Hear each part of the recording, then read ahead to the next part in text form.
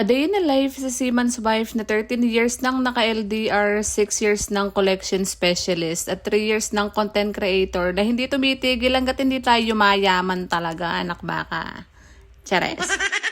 For today's video mga mare, wala tayong gagawin kundi magluto ng mga pagkain dahil nakakamiss naman talagang pagluto yung asawa ko. Kaso wala siya mga mare, gusto ko na talagang umiyak, anak syota.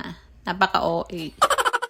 Nag-request din kasi ng sopas yung mga anak ko mga mare, tsaka nga si mama ko. Kaya nga pinaglutuan ko na sila, may extra time naman ako. Kaya nga niluto ko agad para makapag-almusal na kami. Sa mga hindi pa nga nakakakilala sa akin at sa mga bagong followers ko nga, inuko, hayaan nyong i-introduce ko yung sarili ko sa inyo. Isa akong seaman's wife na taga Pampanga at isa rin akong content creator, work from home mom na may 3 anak na inaalagaan sa bahay habang wala naman yung asawa ko at naglalayag sa ibang bansa, anak syota. Decide din ako na pasukin yung content creation mga mare kasi nga gusto ko rin i-share sa inyo yung mga life experiences ko habang wala nga si mister kung paano ko nakakaya yung mga gawaing bahay. Mahirap din kasi talagang pagsabay-sabayin yung mga gawaing bahay, pagtatrabaho, pag-e-edit at pagko-content mga mare dahil kung hindi ka malakas sa inuko, kung mahina ka, bibitaw ka talaga. Minsan nga nagugulat na lang din ako sa sarili ko mga mare dahil dati hindi ko naman to alam, nakikinood lang ako sa mga vlog, nakikinood lang ako sa mga content creator, pero ngayon nakukuha ko ng mag-edit at mag-voice over, anak baka.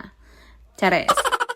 Sobrang na-inspire pa nga ako mga mare nung dumadami na nga yung followers ko, dumadami na yung views, sobrang dami pa lang nakaka-relate sa mga LDR na sinashare ko sa inyo. Siyempre bukod dyan mga mare, gusto ko rin naman ma-inspire yung mga katulad kong stay-at-home mom, work from home mom at yung mga naka-LDR nga na katulad ko na lumalaban talaga sa buhay. Pero marami pa rin magsasabi na ba't ka pa nagtatrabaho kasi seaman's wife ka naman, tumatanggap ka naman ng allotment. Ay nuko, in the economy, anak syota. Hindi talaga magkakasya kung isang income lang kayo sa household mga mare. Sa sobrang taas na mga bilihin ngayon, nagtataas yung gas ay nuko. Hindi talaga kakasya kung mag-isa lang yung asawa mo magtatrabaho. Kaya naman sobrang thankful pa rin ako mga mare kasi bukod sa naka-work from home na nga ako, nababantayan ko pa nga yung mga anak ko at hindi nga sila napapabayaan dahil nandito ko. Dati kasi sa office ako nagtatrabaho mga mare, pero kung papipiliin ako kung sa office or work from home, ay syempre sa work from home talaga yung pipiliin ko. O diba, sa sobrang daming chika ko na naman sa inyo mga mare, ikwa ng may luto ng kalderetang manok ko, hindi ko na naturo sa inyo kung paano ko niluto, anak baka.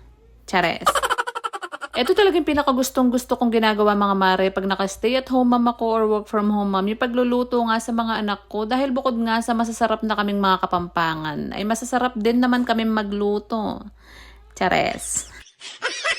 Hirap nga lang mga mare dahil hindi nga matitikman ng asawa ko to. Paborito pa naman niya tong kalderetang manok, anak syota. Ilang buwan na lang naman yung hihintayin namin para magkita mga mare dahil nakatapos na nga siya ng 3 months, ilang buwan na lang at magkikita na kami. Kaya nga sa ating mga naka-LDR, konting tiis-tiis lang muna at pasasaan din at hindi na nila kailangang umalis in the future. Kaya dasal-dasal lang, ganun. Muna aking chika, salamat sa pananood.